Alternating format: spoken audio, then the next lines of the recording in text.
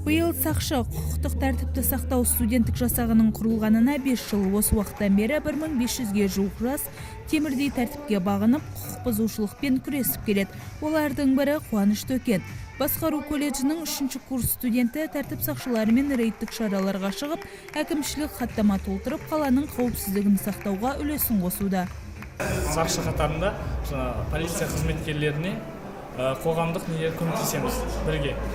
Ішімдік ішетін балалар, отбасында бұзақылар бар, соларды қарастырамыз. Көшеде темекі тастамасын, таза болсын деп соларды қараймыз. Мен заңгер мамандығында оқимын. Бізге бұл болашақ мамандығымызға өте пайдалы. Тәжірибе жинаймыз да біз. Және де мемлекеттік қызметке тұруға адамның ынта жігерін оятады.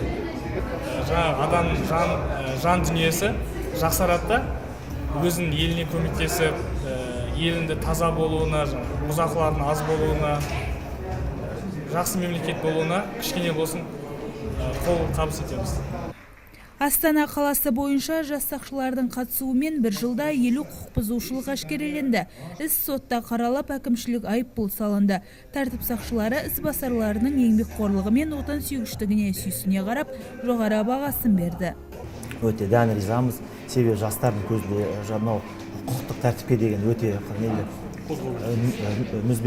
мүлдем төзбеушілікке жақсы қарайды. Күнделікті шыққан аумаққа олар әкімшілік хаттама салуға көмектесіп, оларға көрсетіп, жолдарын біздің бір әкімшілік аумақта шығып отырады. Мен осы кәміл сенемін, осы жастардың ішінен келешекте жақсы полиция қызметкерлері шығады деп ойлаймын. Бөлімше келгенде ең бірінші бірінші кезекте әкімшілік аумағымен таныстырамыз. Қай жерде қылмыс көп болады, қай жерде қылмыстың алдын алу жолдарын жасау керек. Сол жерді көрсетіп, студенттермен күнделікті алдын алу шараларын өткіземіз. Бұл жылы студенттер жасағының құрамы 200 жаспен толықты. Бүгін белсенділігімен көзге түсіп, міндетін жақсы атқарғандар марапатталды.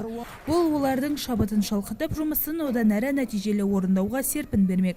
Жастар ұлағатты ісімен елге үлгі болған аға буынның алғысын алды.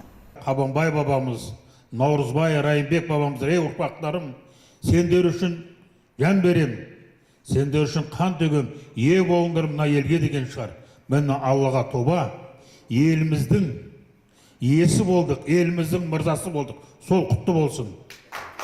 Ал бұны сақтау, бұны арғайты дамыту біздің парызымыз, оның төрінде жастар. Жастардың патриоттық сезімдерін еселеуге эстрада жұлдыздары жалынды әндерін орындады. Тыңдармандардың рухын асқақтатып, жандарын жадырата түсті.